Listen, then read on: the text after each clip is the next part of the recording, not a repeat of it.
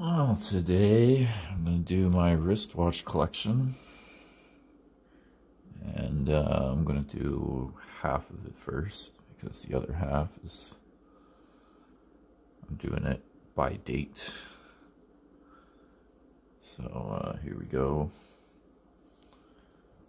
We are first looking at 1920s, and let's zoom in on this.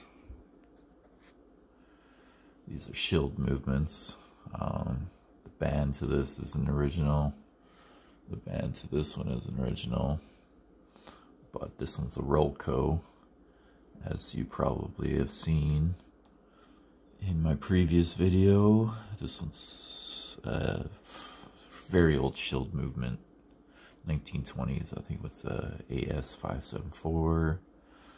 I forget the number of this one, but it's a 500 Model 2. And they both work. They're both fully restored. This one's probably the most restored out of the two. This one, good luck finding a stem set spring, or whatever you want to call it. Set lever spring. But yeah, they both work. But yeah, this one, Rolco, what do you expect? Like, that's $1,000 just sitting there, right there. And then this one, I don't know, $200-300. But they're both rare. They both run. They both tell like very accurate time. Especially this one. This one, you wouldn't believe it, but this one like gains like maybe 10 seconds a day, and it's yeah, no center seconds or no subdial seconds, obviously, because that's how they made them in the 1920s, and they're both like crazy accurate. So yeah, these are my 1920s ones right here. Now we're going to the, I don't know, mid to late 20s on this one. This one's another a.schild one, probably around 340 caliber. It is gold plated on the inside, which makes it very rare. I've never seen a 340 caliber done in gold, that's for sure. So I don't know what else to say about that. But yeah, and then this one's a 984 a.schild movement. You see a lot of these in World War II models. Subdial seconds. One of the very first a.schild movements with probably the center seconds, or not the center seconds, the subdial seconds.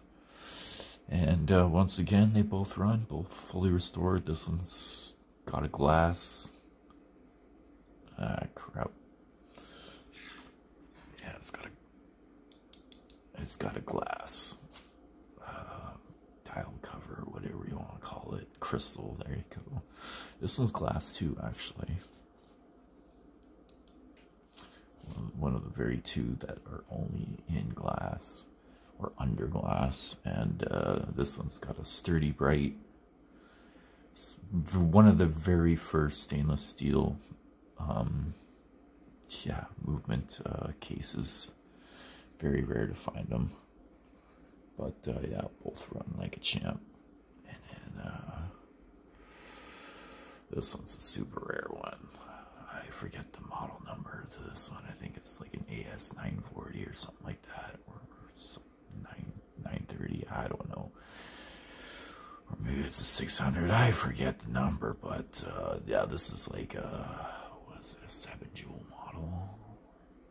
Yeah, it's a 7-jewel model. This one's like this one's like a World War II probably issue one, but yeah, brand new plastic crystal. It has the radium dial on, or the radium numerals on it. Subdial seconds. I wish I could take this apart, but to take the movement out, you got to take this top bezel off and then lightly kind of like get it out. But yeah, if I could wind that, if this wasn't so rare, I'd definitely wind it. I'll show you guys the working innards. And then last but not least, this is my very first one I ever bought. This is my first wristwatch ever, my first mechanical watch ever, and I fully restored this one.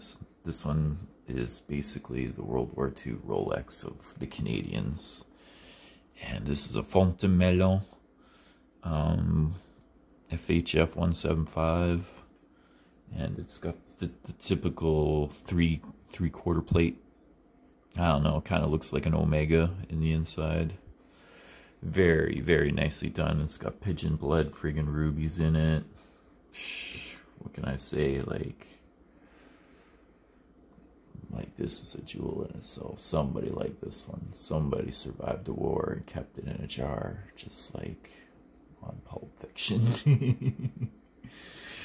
But yeah, this one's one of my favorites. I'm glad I fully restored this one. But the last one, this is a very high-end World War II model, and I'm gonna get a nice cloth to put it on.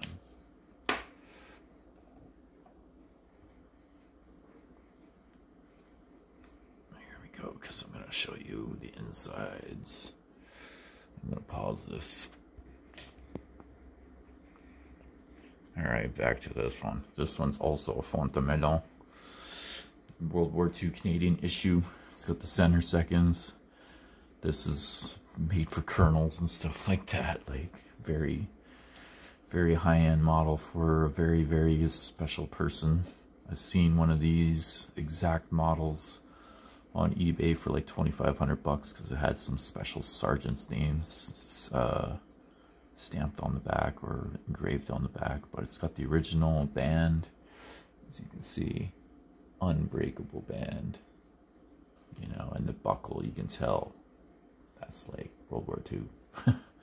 And this is an unbreakable band, so yeah, this band I kept on there for a very good reason. This band will last another fucking 75 years, if not more. As you can tell from the dial, where's the paint, you know, like all that water damage kind of, you know, just kind of like ate away at it. But yeah, these used to be radium numerals as well. As you can see, a lot of the radium just ate away at everything. Like, this isn't water damage, this is like radium damage. Like, that's what radioactivity does to your dial, boys and girls and everybody in between. But I'm gonna show you the inside of this. There we go. This is what World War II looked like for the Canadians. Oof. Gotta be careful. Zoom in on that one.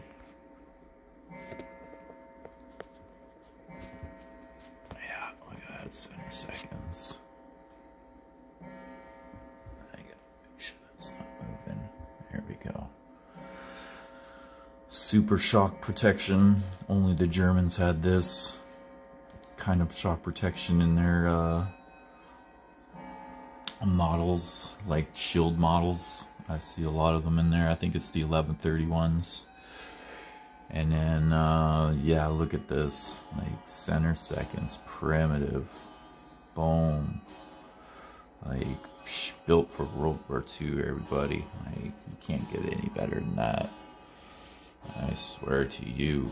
So like, yeah, this one's definitely made for World War II. As you can see, the 3/4 plate design, this is what the other one has, without the shock protection though, and without the center seconds. So this is a very, very, very special Fontamelon.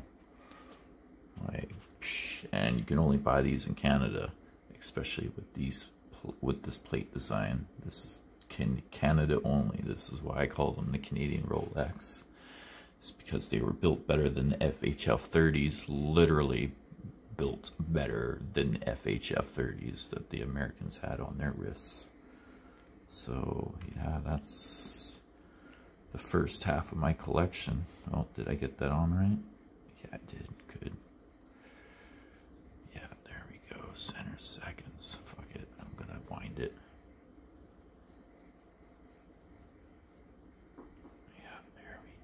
See, fully restored. I put a new set lever spring on there too, so That's the common factor on all these FHF ones. They always have a set lever spring always breaking on them. This one came broken, so I put a brand new one on there, and look at it tick, man. Like, look at that center seconds.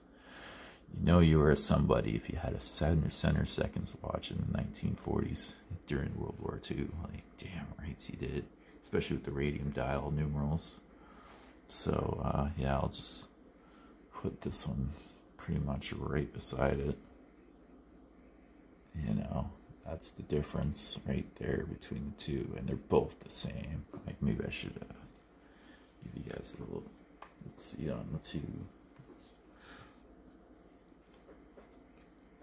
Wow, I'm gonna pause it.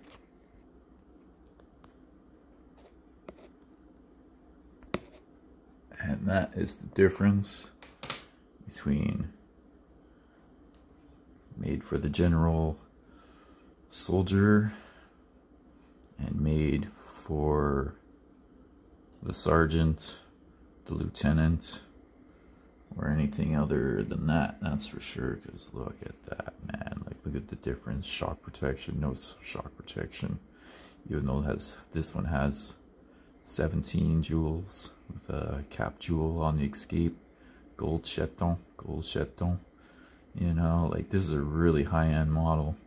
Glue sigil balance on both, but yeah, center seconds, that's what it looked like. That's World War II for you, boys. So yeah, that's the difference between the usual soldier and the general on the battlefield. Both of these are like dead accurate too, man. Like, wow. So yeah, that's my TED Talk for today. Peace out from Canada. You got to see some Canadian World War II right here, man. And even though things are going bad right now in the world, I hope you're all staying well. Because yeah, man, I wish it was getting better, but it's not. So stay safe, stay sane. Maybe even spend some time with family. So yeah, peace out from Canada, everybody. Have a good one.